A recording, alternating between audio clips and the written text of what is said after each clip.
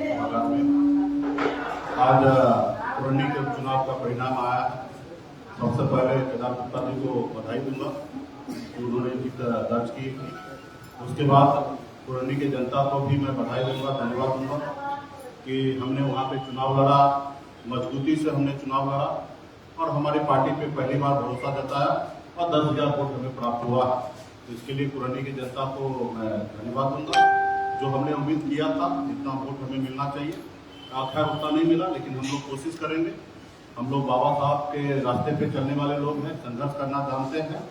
और काशीराम जी का एक बात हमें याद है कि काशीराम जी हमेशा कहा करते थे कि इंसान को 3 बार चुनाव लड़ना चाहिए। एक बार समझने के लिए कि कैसे चुनाव लड़ा जाता है, दूसरी बार हराने के लिए और तीसरी बार चुनाव जीतने के लिए। तो हम उसी रास्ते पे हैं। अकेले अपने दम पर हमने लड़ाई लड़ा। हमें खुशी इस बात का है कि हमने अकेले एक तरफ महागठबंधन जहां 7 पार्टी है जिनकी राज्य में सरकार है और एक तरफ एनडीए जिनके केंद्र में सरकार है, उनके पास सारे शक्ति संसाधन सब चीज से संपन्न है। ऐसे शक्ति के, ऐसे महाशक्ति के सामने में हम लोगों ने लड़ाई लड़ा और मजबूती से साथ खड़ा रहा। और मुझे खुशी इस बात का है कि निषाद समाज जो पार्टी का कोर वोट है वो मजबूती से वीआईपी पार्टी के हक अधिकार के लिए खड़ा है। कोई भी पार्टी ये साबित कर दे कि 2,000 भी निषाद का वोट हमें मिला होगा, चाहे वो महागठबंधन हो या एनडीए हो, तो वो जो कहेंगे वो मैं करने के लिए तैयार हूँ।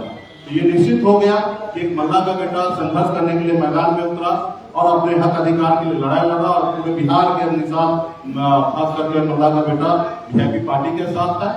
हमने निषाद को टिकट देकर निषाद के नाम पे वोट लेके मैंने पूरे बिहार को दिखाया कि 26,000 वोट हमने ला सकते हैं और पूरे बिहार ने माना। उसके बाद आपने देखा कि कोछा में हमने चुनाव लड़ा, एक दलित की बेटी को हमने 30,000 वोट ट्रांसफर करा के मैंने दिखा दिया कि निषाद का वोट हम जहां चाहते हैं वहां पे वोट ट्रांसफर होता है। उसके बाद एक संशय हमेशा होता है कि बैकवर्ड फॉरवर्ड को वोट देंगे कि नहीं देंगे। यहाँ पे भी आपको देखने को मिला कि हमने एक अपर कास्ट को हमने प्रत्याशी बनाया, युवा को बनाया। उसके बावजूद भी वीआईपी पार्टी के आह्वान पे, हमारे आवाज पे आज एक निषाद समाज के लोगों ने मीना कुमार को वोट दिया, 10,000 मत हमें प्राप्त हुआ। तो इसके लिए मैं तहे दिल से धन्यवाद देता हूँ। हम जो लड़ाई लड़ रहे हैं उस लड़ाई में निषाद समाज का पूरा भरपूर योगदान है और पुरानी की जनता सभी का योगदान है। मैं ये नहीं कह सकता कि एक जाति का वोट मिला है, हर जाति धर्म का वोट मिला है। कितना वोट मिला उस पर समीक्षा करने की आवश्यकता है और मजबूती से जिन्होंने हमें मदद किया, जिन्होंने हमारे साथ काम किया, सभी कार्यकर्ताओं को बधाई देता हूँ, धन्यवाद देता हूँ। और 10 तारीख को मैं ये जो हमारे पास 10,000 वोट प्राप्त हुआ ये हमारी जीत है और 10 तारीख को मैं पुरनी विधानसभा में मैं जाऊंगा और जहां जहां पूरे विधानसभा में ऐसे नहीं कि जहां हमने वोट मिला वहां जाएंगे, जहां वोट नहीं मिला वहां नहीं जाएंगे, पूरे पुराने के जनता के बीच में जाएंगे और जश्न मनाएंगे। 1 टन लड्डू ऑलरेडी बन चुका है और भी जरूरी पड़ा तो और भी लड्डू बनेगा और पूरे क्षेत्र में हम लोग जाएंगे, जनता के पास जाएंगे, उनसे आशीर्वाद लेंगे। पहले भी हमने आशीर्वाद लिया, अभी भी हम जाएंगे, आशीर्वाद लेंगे और हम उम्मीद करेंगे कि आने वाले समय में हमारी जो लड़ाई है उसमें साथ दे दे। तो ये हमारी ताकत है। मजबूती से हमने बिहार में आज अपनी ताकत का एहसास हर एक पॉलिटिकल पार्टी को हम लोग कर रहे हैं और हम लड़ाई लड़ रहे हैं। मतलब मान लीजिए कि हम जिंदा हैं, इसलिए हम अपने हक अधिकार के लिए लड़ाई लड़ रहे हैं। हमारे लोग साथ है।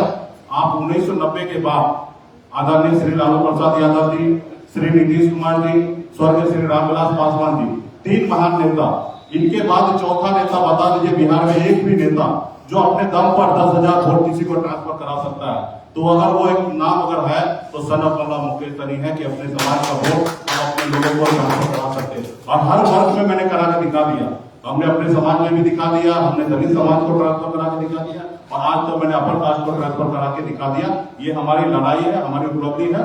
हम संघर्ष करेंगे निश्चित तौर पे। इसमें हम चुनाव जीते नहीं, लेकिन हमारे 10,000 वोट भी हमारी अपनी ताकत है और आने वाले समय में इसी तरीके से संघर्ष करते रहेंगे और एक दिन आएगा कि निषाद का बेटा का बिहार में एक अपना बोलबाला होगा। बहुत बहुत धन्यवाद आप सभी को। मुकेश जी, आप इस बार जो चुनाव लड़े किस लिए लड़े? आप बोले कि 3 बार चुनाव लड़ने के लिए, इस बार किस लिए लड़े? नहीं, निश्चित तो देखते जब तक हम चुनाव जीतेंगे नहीं तब तक लड़ाई लड़ते रहेंगे। हमारा तो यही है कि जब तक जीतेंगे तब तक लड़ाई लड़ते रहेंगे और हराते रहेंगे या हम सीखते रहेंगे। जब तक जीतेंगे नहीं तब तक छोड़ते नहीं रहेंगे। तो राजनीति में हम हैं और 10,000 वोट आप मान लीजिए।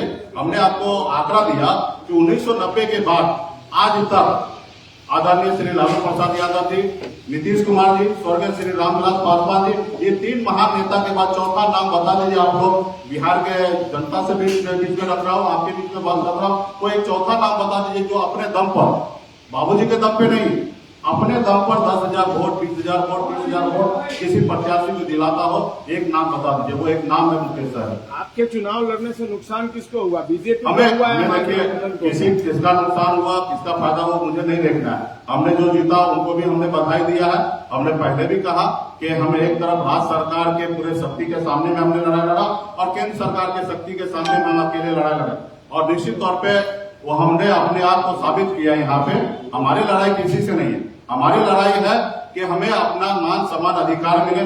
आज हमने देखा कि सुशील मोदी जी ने प्रेस कॉन्फ्रेंस करके उन्होंने आरोप लगाया कि मुकेश सहनी को किसी ने खड़ा किया। आप बताइए, जब हम समर्थन दे दिए तब संजय जायसवाल जी ने हम पे आरोप लगा दिया कि क्यों नहीं चुनाव लड़े, और आज जो चुनाव लड़े तो भी आरोप लगा दिए। तो भला वो लोग से ये पूछ लीजिए कि वो उनका मन और दिमाग है कहाँ। तो आज आरोप लगाना आसान है। हम अपने वजूद के लिए लड़ाई लड़ रहे हैं, हम किसी के साथ नहीं है, हम अकेले अपने दम पर पूरे बिहार में लड़ाई लड़ रहे हैं। मुकेश जी, एक सवाल है। बुधनी में दो मल्लाह समाज के प्रत्याशी थे, संजय सहनी और शेखर सहनी, दोनों को 5,000 वोट आया था और आपको 10,000 वोट आया। जय, निश्चित तौर पे वहाँ पे संजय सहनी जी को 4200 वोट आया है, शेखर सहनी को 3700 वोट आया, और एक उपेंद्र सहनी है उनको भी 1,000 वोट आया, यानी कि 9,000 वोट तीन प्रत्याशी को वहाँ पे मिला है। और ये भाजपा ने ही तीनों को खड़ा किया था, फंडिंग किया था, और निश्चित तौर पे इसमें से 4-5 हजार वोट इन लोगों को निषाद समाज का मिला, क्योंकि निषाद समाज का बेटा था। तो निश्चित तौर पे आने वाले समय में, लेकिन ये कोई पार्टी दूसरा ना साबित कर सकता कि निषाद का 2,000 वोट लिया है। निश्चित तौर पे उनको वोट मिला है, 4-5 हजार वोट उनको निषाद समाज का मिला है, और वो कहीं ना कहीं दूसरे के पास नहीं गया, हमारे लोगों के पास है। वो चुनाव लड़े इसलिए गए और उसको फंडिंग किया। सिर्फ निषाद समाज को वोट बैंक को अपने और करने के लिए भाजपा ने कम से कम 5 करोड़ रुपया खर्च किया। तो खैर, ये सब चीजें आरोप लगाना, लड़ने लगाना, इस पे हम नहीं जाएंगे।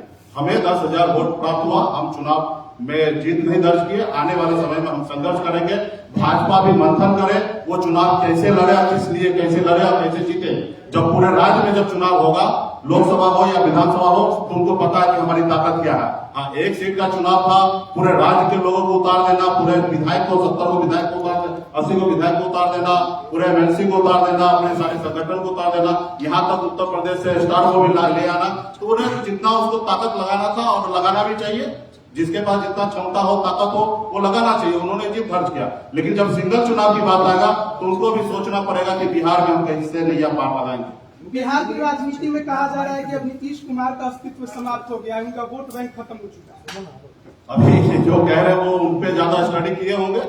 आप क्या मानते हैं? मेरा मानना है कि सरकार वो चला रहे हैं, उनके प्रति नाराजगी है, और शायद नाराजगी नहीं होता तो चुनाव जीतते।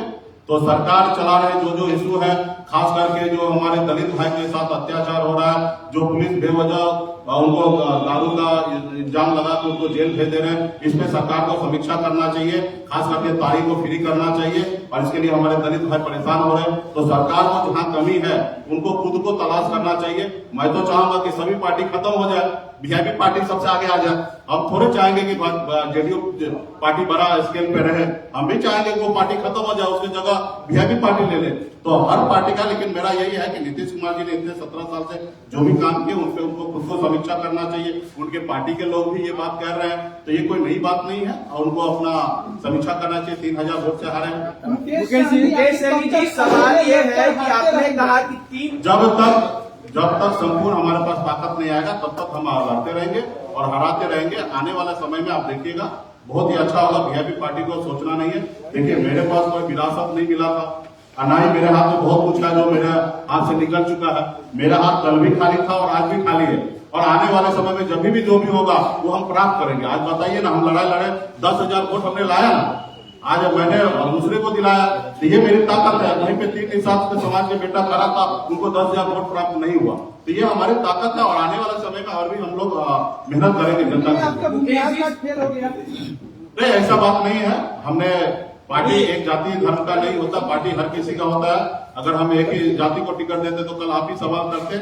हमने हर जाति धर्म को टिकट दे रहे हैं और भविष्य में भी इसी तरीके से देते रहेंगे। उसका मुझे ये फिक्र नहीं है कि किसका कितना है, हमें सबका सम्मान मिलना है और सबका साथ लेके चलना है। जी, सवाल ये है कि 3 आदमियों को आपने कहा कि बीजेपी ने फंडिंग किया है, बीजेपी कह रही है कि आपको महागठबंधन ने फंडिंग किया, उसी महागठबंधन के पैसे से आपने मिठाइयां बनवाई हैं जो बांटने के लिए ले जा रहे हैं, कहाँ तक सही है?